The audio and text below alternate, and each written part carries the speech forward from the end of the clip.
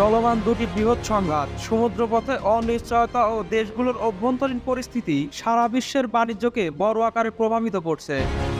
সাম্প্রতিক এমন উত্তেজনাকর পরিস্থিতিতে চলতি 2024-25 অর্থবছরের জন্য ভারত রপ্তানি লক্ষ্যমাত্রা $80,000 কোটি উন্নীত করেছে বলে জানিয়েছেন দেশটির বাণিজ্য ও শিল্পমন্ত্রী মন্ত্রণালয়।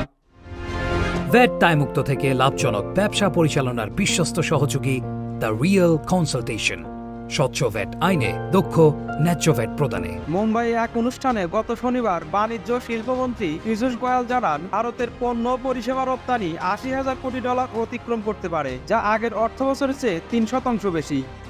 মার্চ শেষ হওয়া 2023-24 অর্থবছরে $77,820 কোটি পণ্য পরিষেবা রপ্তানি করে ভারত, যা এখন পর্যন্ত দেশটির রপ্তানি আয়ে একটি রেকর্ড। এর আগে 2022-23 অর্থবছর $77,640 কোটি পণ্য রপ্তানি করে ভারত।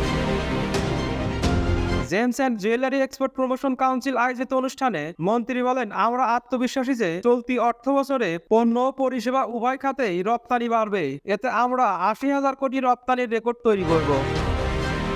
পীযূষ গোয়াল জানান, অর্থবছরের শুরুতে রপ্তানিতে ঊর্ধ্বগতি দেখা গেছে।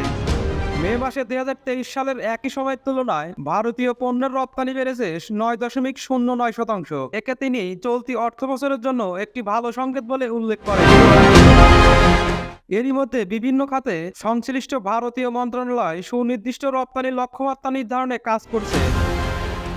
এর সঙ্গে প্রমোশন কাউন্সিল ও বিদেশে অবস্থিত ভারতীয় দূতাবাসগুলো যুক্ত রয়েছে বলে জানান এ মন্ত্রী। বৃহৎ অর্থনীতির দেশ হিসেবে ভারতের সঙ্গে বাণিজ্যে আন্তর্জাতিক পক্ষগুলোর আগ্রহ লক্ষণীয়।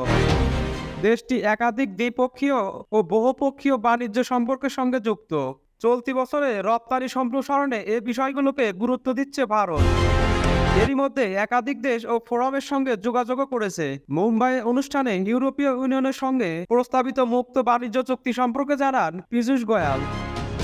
ভারতের বাণিজ্য ও শিল্প মন্ত্রণালয়ের কর্মকর্তার চুক্তির 8ম দফা আলোচনার জন্য সম্প্রতি ব্রাসেলস সফর করেছেন। এ বিষয়ে বাণিজ্য ও শিল্পমন্ত্রী বলেন, ইউ এর সঙ্গে চুক্তি নিয়ে আমরা আত্মবিশ্বাসী, এতে আমরা দ্রুত অগ্রগতি আশা করছি। যুক্তরাজ্যের সঙ্গে এফটিএ আলোচনার অগ্রগতির বিষয়ে আস্থা প্রকাশ করেছেন পীযূষ গোয়াল। সম্প্রতি দেশটির উচ্চ পর্যায়ের কর্মকর্তাদের সঙ্গে ভারতীয় পক্ষের আলোচনা হয়েছে। তবে 4 জুলাই অনুষ্ঠিতব্য যুক্তরাজ্যের জাতীয় নির্বাচনের ওপর অনেক কিছু নির্ভর করছে।